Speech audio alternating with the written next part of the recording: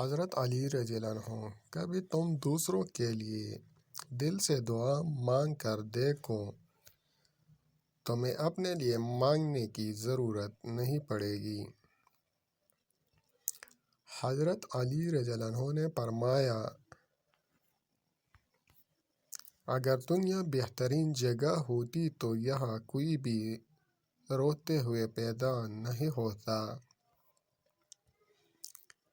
حق بولنے سے حق بات ہی آپ کو حوصلہ دیتی ہے۔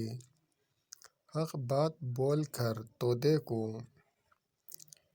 یہ کیسا وقت ہے، یہاں کوئی اپنے دکھ سے اتنا دکھی نہیں جتنا دوسرے کے سکھ سے دکھی ہے۔ آج کل لوگ دعاؤں میں کم اور چولیوں میں زیادہ یاد کرتے ہیں۔ دولت کی بھوک تھی تو کمانے نکل گئے، دولت ملی تو ہاتھ سے رشتے نکل گئے، بچوں کے ساتھ رہنے کی فرصت نہ مل سکی، فرصت ملی تو ہاتھ سے بچے نکل گئے۔ تعلیم سب سے طاقتور ہتھیار ہے جس سے آپ دنیا کو بدل سکتے ہیں۔ استاد کے سامنے احتراماً نگاہ جھکانے والا ہمیشہ سر اٹھا کر جیتا ہے۔ ہندو کا سوال۔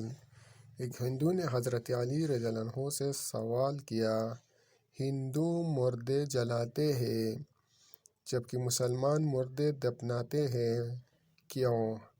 حضرت علی رضی اللہ عنہ نے جواب دیا، کچرا جلایا جاتا ہے اور خزانہ چھپایا جاتا ہے۔ لوگوں پر 3 احسان کرو، نفع نہیں دے سکتے تو نقصان نہ کرو، 2 خوش نہیں کر سکتے تو رنجیدہ نہ کرو، 3 تعریف نہیں کر سکتے تو برائی نہ کرو۔ انسان اپنے اخلاق کی وجہ سے دل میں اتر جاتا ہے یا دل سے اتر جاتا ہے۔ کبھی بھی حق بات کہنے سے مت گھبرانا، کیوں نہ خدا کے سوا نہ تو کوئی زندگی کم کر سکتا ہے نہ کوئی روک سکتا ہے۔ آج کی اچھی بات، زندگی کی اصل خوبصورتی یہ نہیں کہ تم کتنے خوش ہو، جبکہ زندگی کی اصل خوبصورتی تو یہ ہے کہ دوسرے تم سے کتنا خوش ہیں۔